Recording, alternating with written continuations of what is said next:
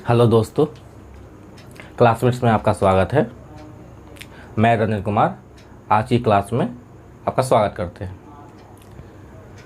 तो जैसे आपको पता होगा, हम लोग एनसीईआरटी लेकर चल रहे थे, एनसीईआरटी सीरीज लेकर चल रहे थे। तो जिसमें हम क्लास 6 पॉलिटी लेकर चल रहे थे और हमने यूनिट 2 का 3 चैप्टर देख चुके हैं। अब आज चौथे चैप्टर देखनी है, जिसका टॉपिक है लोकतांत्रिक सरकार के मुख्य तत्व, यानी कि लोकतांत्रिक सरकार के क्या फैक्ट हो सकते हैं, वो आज के बारे में जानना है। इससे पहले आपको तो ये जानना जरूरी होगा कि अगर लोकतांत्रिक होता क्या है, लोकतंत्र होता क्या है। लोकतंत्र, ये लोकतंत्र आखिर होता क्या है। आप कहीं भी किसी के मुंह से भी, कहीं से भी आप ये तो सुनिएगा, न्यूज़ चैनल हो या पेपर हो, कहीं से भी आप तो ये सुने होइएगा लोकतंत्र आखिर क्या होता है। लोकतंत्र से बना है लोकतांत्रिक। जो देश लोकतंत्र है वो लोकतांत्रिक कहलाते हैं इंटरनेशनल कमेटी में। तो आखिर क्या है शब्द, तो लोकतंत्र को पहले समझ लेते हैं। आपने कभी ये परिभाषा अब्राहम लिंकन जी का सुना ही होगा।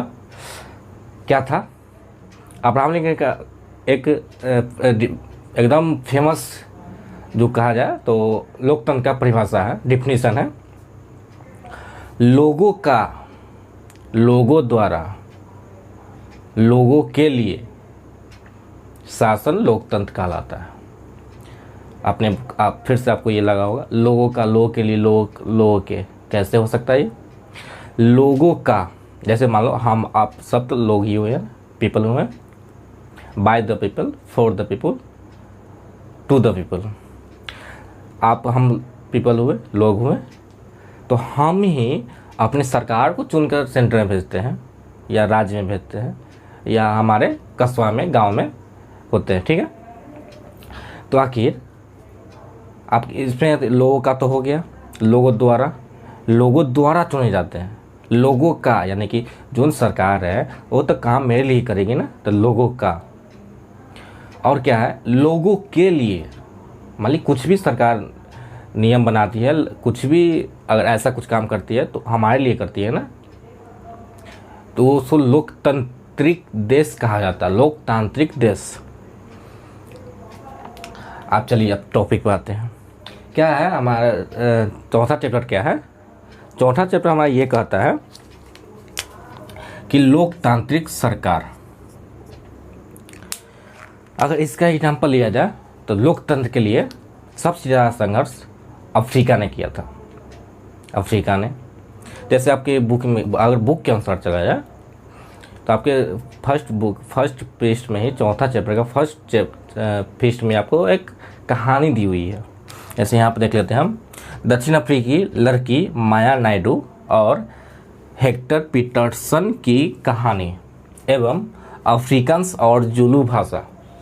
ये क्यों लिखे हम, क्योंकि ये आपके टॉपिक का सब टॉपिक है, आपके चैप्टर का ये सब टॉपिक है। इसके बाद हम डिस्कशन करेंगे। आपकी एक कहानी दी हुई है, लोकतांत्रिक देश कैसे बना, क्यों है, कैसे है, क्या है, इसके बारे में अब एक कहानी समझाया गया हुआ है एनसीईआरटी बुक में। ये आपको हम बता रहे हैं कि कहानी क्या है। एक लड़की है माया नायडू। उसकी माँ स्वीपर है, यानी नगर पालिका में वो वर्क कर रही है, झाड़ू लगाने, रास्ते पे झाड़ू लगाने का काम करती है। उसकी माँ एक बस स्टैंड पर झाड़ू लगा रही थी। उसके साथ माया नायडू भी गई। जब झाड़ू लगा रही थी उसकी माँ, तो माया नायडू को एक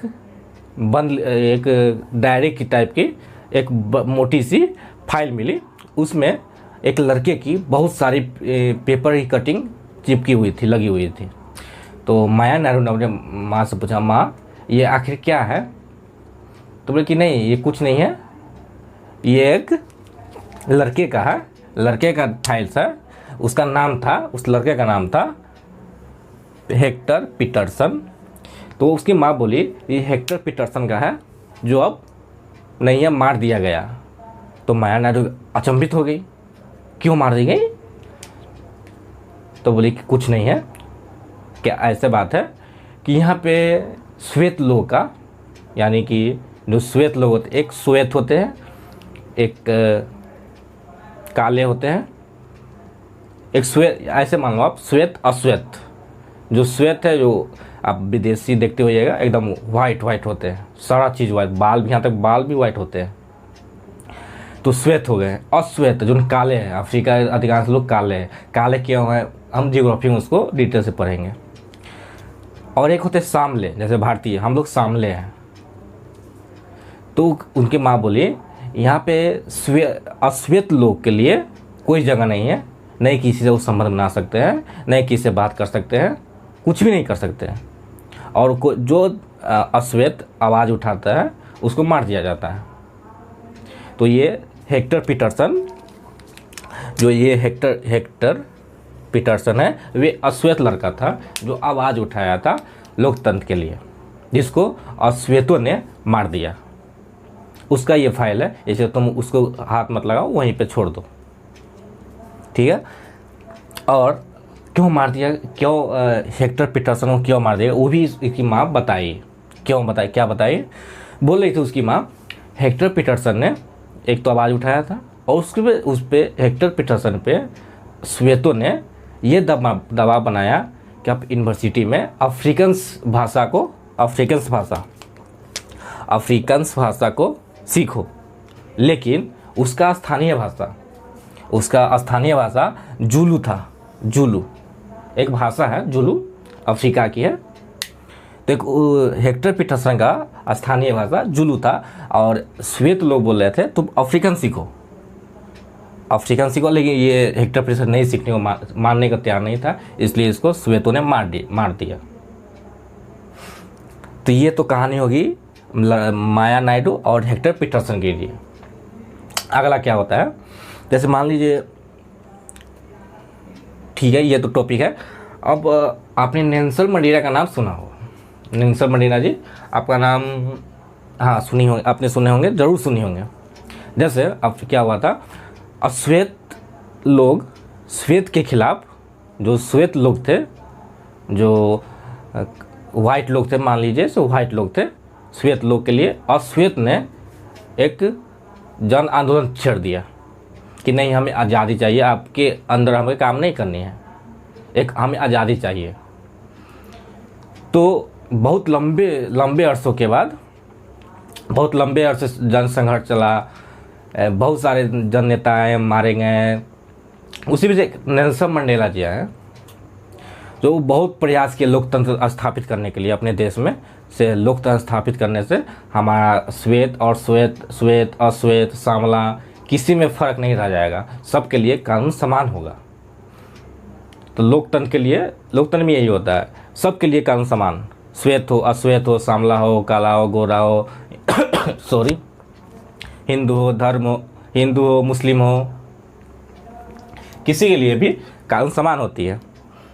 तो नेल्सन मंडेला ने लोकतंत्र स्थापित करने के लिए अफ्रीका में एक जन आंदोलन छेड़ दिया, जो अंततः 1994 में 1994 में आकर लोकतंत्र स्थापित हो गया।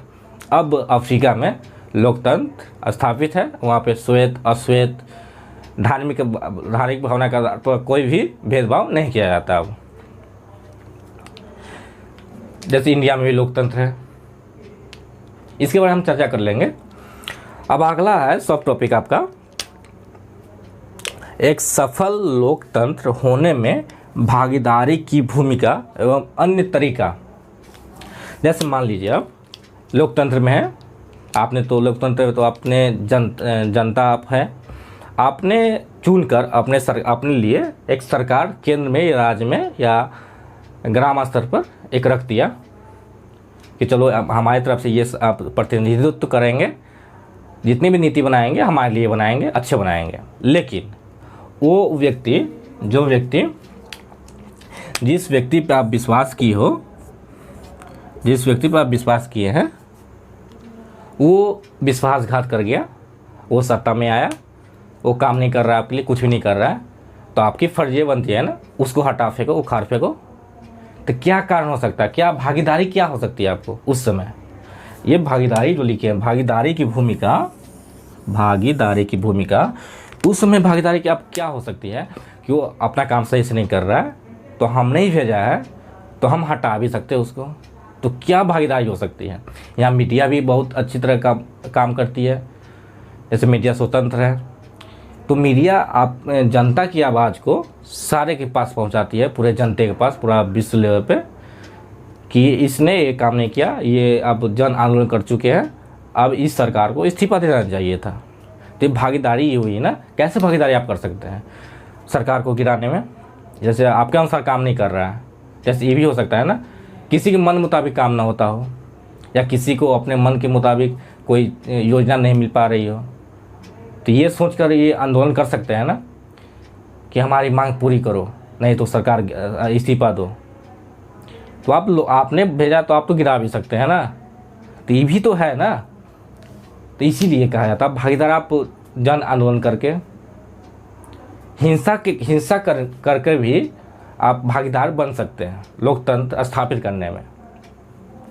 तो क्या लिखा हुआ है, एक सफल लोकतंत्र होने में भागीदारी की भूमिका अन्य तरीके, भागीदारी की भूमिका सबसे बड़ी हो जाती है। कैसे? जैसे मान लो आप जैसे अफ्रीका के बारे में पढ़ा, नेल्सन मंडेला ने 1994 में अंततः लोकतंत्र की स्थापना कर दी। उनसे पहले बहुत ज़्यादा संघर्ष हुआ था, बहुत ज़्यादा संघर्ष। तो वही न एक अभी सफल लोकतंत्र अफ्रीका में हो चुका है। तो सफल लोकतंत्र क्या भागीदारी हुआ? जन आंदोलन, सबसे बड़ी बात जन आंदोलन हुआ बहुत बड़े पैमाने पर।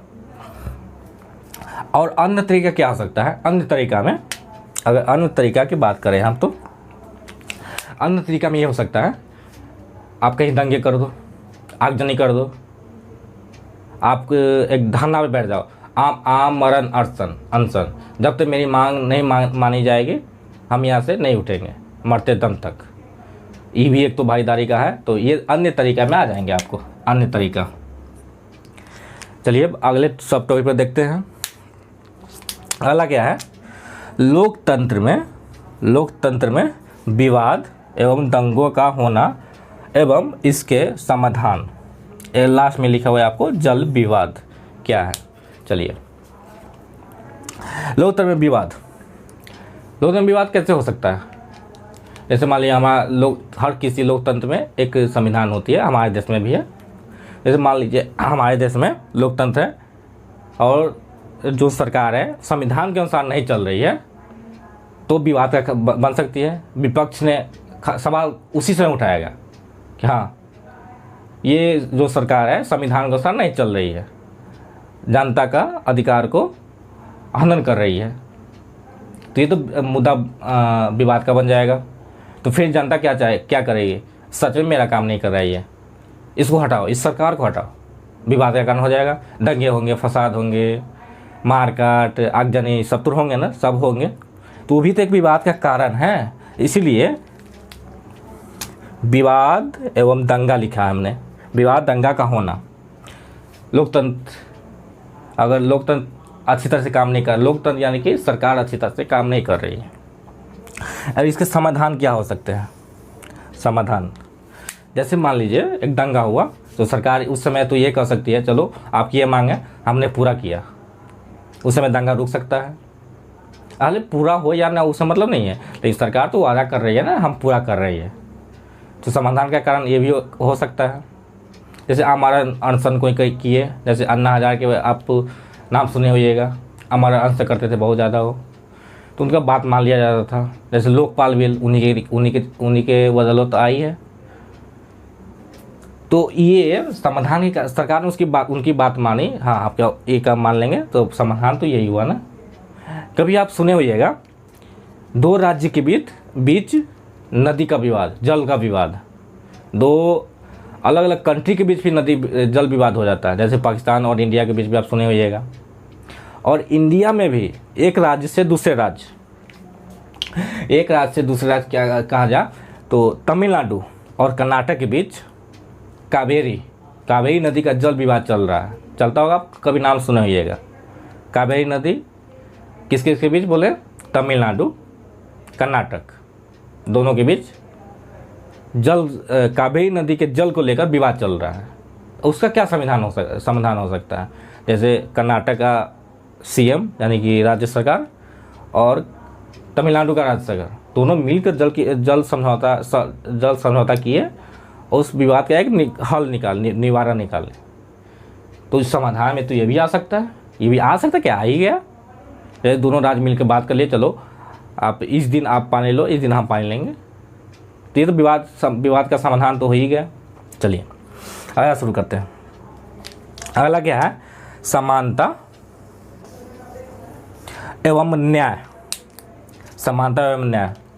समानता एवं न्याय में क्या हो सकता है?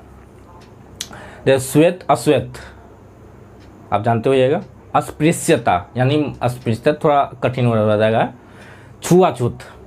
छुआछूत की भावना को समाप्त कर समानता स्थापित किया जा सकता है। कैसे? जैसे पहले क्या होता था, कोई नीच जाति का, जैसे मान लो पासी हुआ, पासवान, उसको लोग छूना नहीं चाहता था।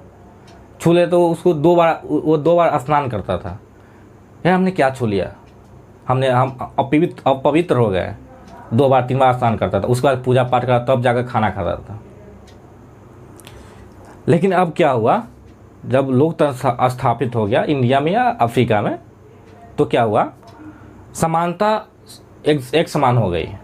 कैसे हो गई? जैसे आप अभी बस में या ट्रेन में या मेट्रो में या फ्लाइट में कहीं भी ट्रेवल करते होइएगा, तो आप अपने बगल वाले से ये तो नहीं पूछते हैं भाई आप किस जाति से हो, ये पूछ कर तो नहीं बैठते हैं, सिर्फ बैठ जाते हैं और बात करना शुरू कर देते हैं। तो ये क्या हुआ? लोकतंत्र स्थापित होने से ही तो हुआ ना। लोकतंत्र आया तभी तो आपको समानता मिली ना। छूत अछूत ये सब समाप्त हो गया। अब ना आप के बगल में कौन बैठे हैं आपको ये पता नहीं है, चाहे कितना भी नीच कास्ट क्यों ना हो, वो भी कितना भी नीच कास्ट क्यों ना हो, समानता तो आई ना एक जगह। तो ये संभव किसके कारण हुआ? लोकतंत्र के कारण हुआ ना। और एवं न्याय। अब न्याय, जैसे कि मान लीजिए आप संविधान में कुछ न्याय बन चुके हैं, कुछ कानून बन चुके हैं, तो उसमें समानता का अधिकार भी एक है। अपने इंडिया में बोल रहे हैं, इंडिया में समानता का अधिकार भी एक है। जैसे अब हम किसी सबके साथ समान भेदभाव करेंगे। जैसे मान लीजिए एक कानून जो बड़े जाति के हैं ऊपर लागू होता है, वो छोटे जाति पर भी वही कानून लागू होगा। तो समानता एवं न्याय तो हो ही गया। समानता, आपको किसी से आप छुआछूत की भावना मन में आपको बैठ नहीं सकती। अब न्याय, अब सबके लिए न्याय बराबर है, तो हो, आप तो समझ ही लिए समानता एवं न्याय। अब आती है लास्ट में निष्कर्ष पे आते हैं हम लोग। लास्ट निष्कर्ष क्या हो सकता है? निष्कर्ष जैसे लोकतंत्र को स्थापित करने में आप भागीदारी अच्छी तरह से निभा सकते हैं। जैसे कैसे? जैसे लाल बहादुर शास्त्री ने क्या नारा दिए थे? जय जवान जय किसान। और एक दिन वो भूखे तो रहे थे, सारे देश को भूखा रहना पड़ा था, जिससे जीडीपी ग्रोथ रेट बढ़ गई थी। तो यहाँ पर लोकतंत्र का मतलब ही होता है सबका साथ सबका विकास। जैसे हमारे नरेंद्र मोदी जी का, प्रधानमंत्री जी का योजना भी है सबका साथ सबका विकास। तो लोकतंत्र में यही होता है, समानता सबके साथ हो, न्याय सबके साथ हो, सबका साथ यानी कि जितना भी नीची जाति हो, कितना भी अछूत हो, कितना भी ऊंची जाति हो, उससे मतलब नहीं है। सबका साथ सबका विकास, बड़े हो छोटे, उससे मतलब नहीं है। तो लोकतंत्र में यही चीज़ है, समानता सब में है। और अफ्रीका में तो वो है ही है, क्योंकि वहाँ पे सबसे बड़ी बात ये हुई, श्वेत अश्वेत का भावना ही ख़त्म हो गया। जितना मारा जा रहा था वो सब खत्म हो गया। तो फिलहाल आज के लिए इतना ही, इस चैप्टर को ख़त्म किया आज। अगले वीडियो में हम देख लेंगे यूनिट 3 देख लेंगे, चैप्टर 5 देख लेंगे, उसमें क्या है, जैसे स्थानीय सरकार है उसमें हम अगले वीडियो में देख लेंगे। अगर आपको मेरी वीडियो अच्छी लगी तो सब्सक्राइब कीजिए और बगल में बेल आइकन की बटन होगी वो भी आप प्रेस कर दीजिए। इससे ये होगा ना कि आप जब भी हम वीडियो मेरा अपलोड होगा आपको नोटिफिकेशन मिल जाएगा, उस समय आप देख सकते हैं। और लाइक कर दें और शेयर भी कर सकते हैं। हमारे क्लास को ज्वाइन करने के लिए थैंक यू।